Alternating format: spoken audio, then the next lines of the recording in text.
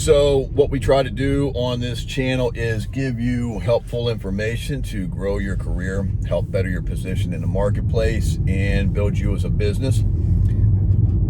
One of the basic fundamentals you're going to find out is following up and connecting with your customer is going to be key to your success.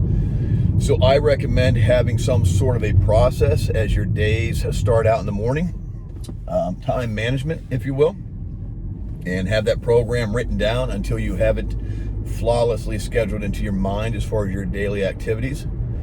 Phone calls and follow-up are going to be key. The question most people have about phone calls is making a productive call, not knowing what to say when you're on the phone, especially if you get voicemail, which is, more often than not, people won't answer a phone call that A, they don't understand, and B, if you're calling from a car dealership that's recognized in their caller ID, you may get put directly to voicemail just because they don't want to speak to you at that point in time. And, I get it.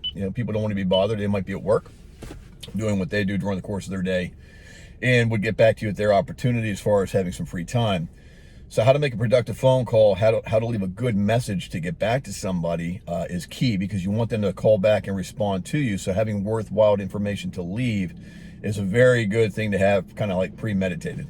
So if you need to write a script about what to say when voicemails are activated on a customer phone call, or even if you have to have that for an active live call that's accepted by the consumer, do that. But I would say practice first in front of a mirror, role play with another salesperson or a manager, get some constructive criticism about how you conduct yourself, the tone, the language. Again, I find it to be easier to be authentic and genuine as far as how you feel. If you were to call your mom or your father, how would you talk to them? Or talking to a friend, how would you talk to them? How would you engage them? I find it easier to pretend that's who's on the phone with me as a family member or a familiar individual, friendship, work relationship, whatever the case may be. I find those more productive calls. They're easier to have. They come off easier for me internally. It's a mind over matter kind of scenario.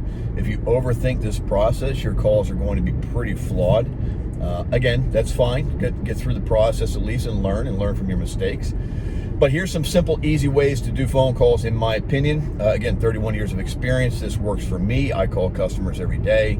I've got an answer rate of about 34% last I checked, which was yesterday morning. My average call time on an active call is a minute 54 seconds, which is a long call.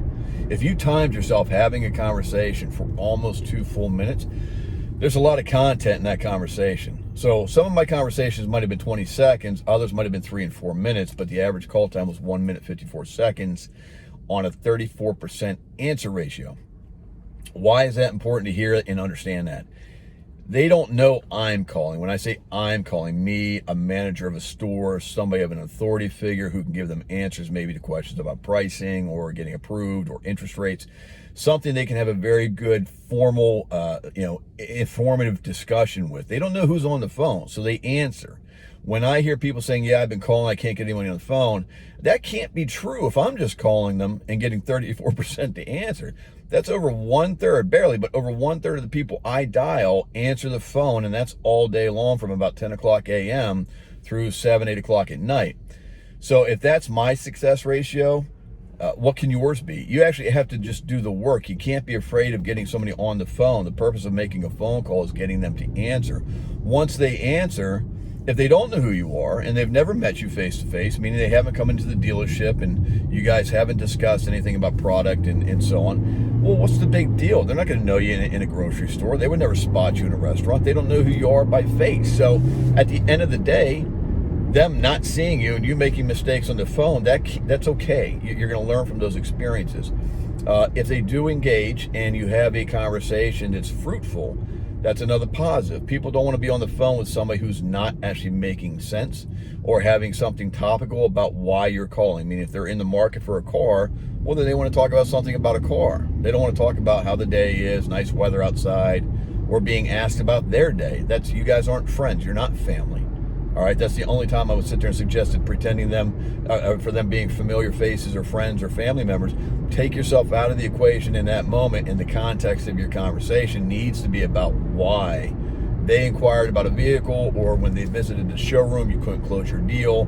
There's got to be very good information about why you're on the phone with them now. So again, let's just start with the voicemail, because that's more often than not 66 or yeah, I guess 66% of the calls that I made were voicemail. Some are just bad phone numbers. You'll have Google phone numbers, things of that nature. People set up, again, that's one of those defense mechanisms, because they don't want to speak to somebody after the transaction's over. They'll set up a fake number, or maybe not a fake number, but they'll disengage a Google number. They'll let it go right to voicemail because they are kind of spamming their calls, or they're worried about spam calls, or somebody like us that's soliciting business on a cold call. So they don't necessarily know that you're actually calling with good information from the store. So when the answer machine comes on, a very nice, powerful voice, speak up, speak clear, regarding of who you are, where you're from, and what it's about. Get to the what it's about part extremely fast. The sooner you can get in their ear about why you're calling and what the benefits are to them, the longer they'll stay on the call and hear all the information. It's no different than making a video. The sooner you get to what's a benefit during the course of the video, and I say within video, 10 to 15 seconds of watching, the sooner you can get their attention regarding something beneficial to them, the longer they'll stay on and watch whatever you're presenting to them. Same thing with the call, same thing with their ears. They're now being painted a picture verbally about why you're calling and where you're from. So get into that very early about the topics of why you're calling. And what should you say when somebody has a voicemail set up that goes right to voicemail when you're calling? Again, as I mentioned, announce who you are, where you're from, and what the call is about. And I'll give you an example. When I call and I get voicemail, my name is Chris Taylor. I'm calling from XYZ Toyota, and the purpose for my call is to find out why I didn't sell you a car the other day. Now, that's assuming at this point in time they were in the store and had a visit. They can go the other way as well if it's an internet lead or a phone up that is trying to get a hold of a customer or a salesperson in the store to speak to them about a car, but never got connected, and you're calling back on kind of a warm, semi-cold call. They don't have a car specifically picked out. They weren't in the store. They've never met you. So it's really kind of a cold call out. But again, they initiated this, calling them back, announcing who you are. Again, my name is Chris Taylor. I'm calling from XYZ Toyota. My understanding is you called regarding pre-owned or brand new vehicles. I'm calling back, trying to get you some information. Please call me at 000-315-5577. Thank you. Very quick, not a long-winded call. Doesn't need to be. You want to announce again clearly who you are, why you're calling them, what your intentions are, and a way to contact you back. That's a very good, easy message left. Again, calling just to say, hey, my name is Chris Taylor, calling from XYZ Toyota. Please call me. Well, I don't want to call you. I don't know what you're calling me about. I don't know why you want me to call you back. What's it for? Do you have good information to give me, or is this just a phone call? So again, salespeople, learn to make a good, productive call. If you don't have anything productive or positive to say to your customer, you're going to lose their attention quick.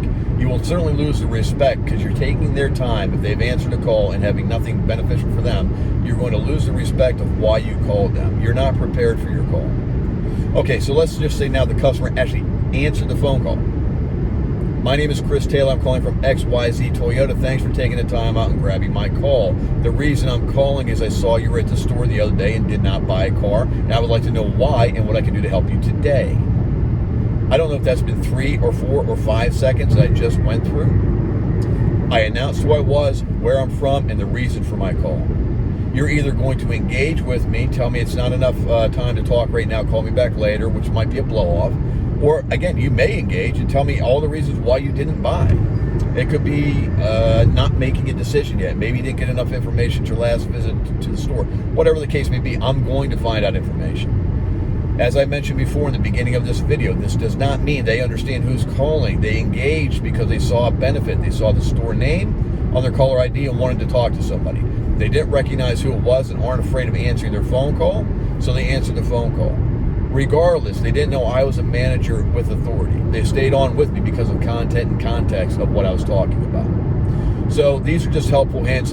Before you make phone calls, I would take like a little cosmetic mirror and stick it up in front of you on your desk or tape it to your computer screen and watch yourself as you have these phone calls. It will overcome some of those fears about speaking to other people. You'll almost be like talking to yourself. You'll probably start making goofy faces that I once did just to try and lighten the mood a little bit with yourself. Again, we're harder on ourselves by ourselves than we are in a group of people. So learn to role play, learn to practice, and first and foremost, just make the call, because that's the basic. If you don't make a phone call to your customer base, I promise you somebody like me is. Now, there's not many of me running around, but heaven forbid you're in my market area, I will be calling your customer and selling your car. Well, my salespeople will be. Anyways, I hope you find this information helpful. Stay tuned for more videos to come. Finish out the month strong. This is just a simple way of getting your customers back in the door or trying to engage. Again, 34% answer rate at a 154 minute 54 second talk time on average. That's a lot of conversations going on in selling cars because of it. So stay tuned for more. Like and subscribe to the page, and we'll talk to you again soon. Thank you.